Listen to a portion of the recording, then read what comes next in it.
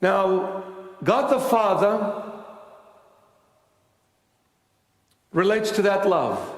The fruit of the Holy Spirit, number one, is love. So God the Father relates to that love. Why? Because in the Gospel of John, chapter 3, verse 16, what does it say? And so God loved the whole world, that he gave his only begotten Son, so that whoever believeth in him shall not perish, but have everlasting life. Now, John 3:16 does not mention the word God the Father.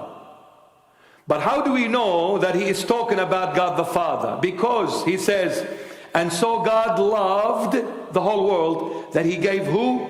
His only Son. So since he gave his only Son, so who gives the Son? The Father.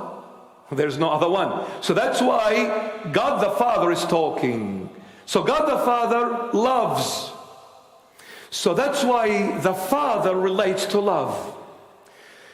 Now, love in its own, it's like magnet. It's gravity. Magnet draws every metal to it. Love draws everything to it. What holds the entire universe together is gravity. Until now, scientists, with all the scientific discoveries and advancement, they don't know where this gravity came from and how it functions. It's a mystery. Just like energy, they know it exists, but we don't know what it is. And they still say, some of them, there is no God.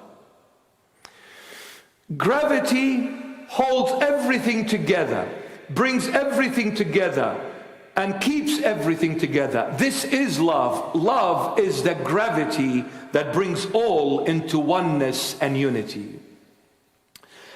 Now, what is the opposite then to love?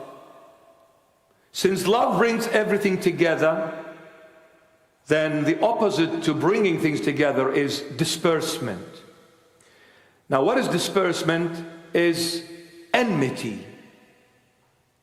Enmity is opposite to love. Now, the nature of the Father is love. The nature of the Son is joy.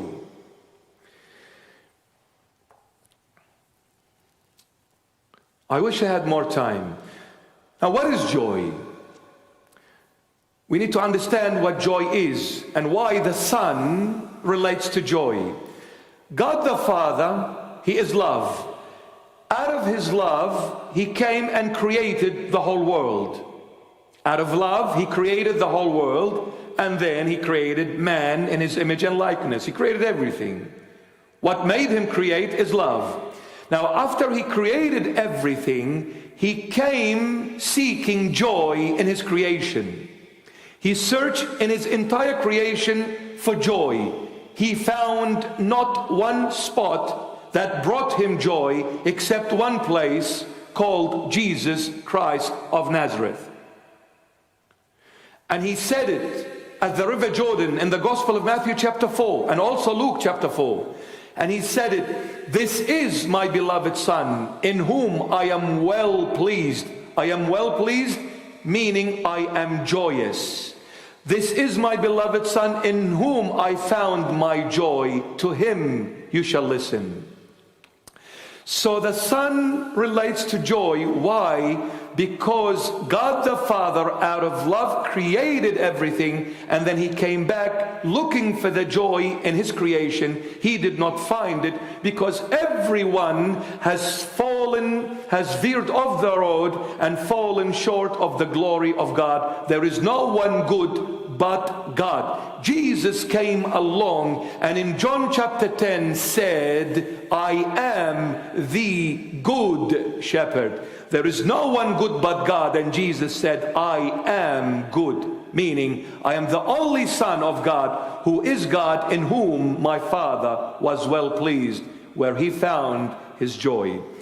Out of the entire creation of God the Father, Jesus of Nazareth is the only place where the Father found his joy once and for all.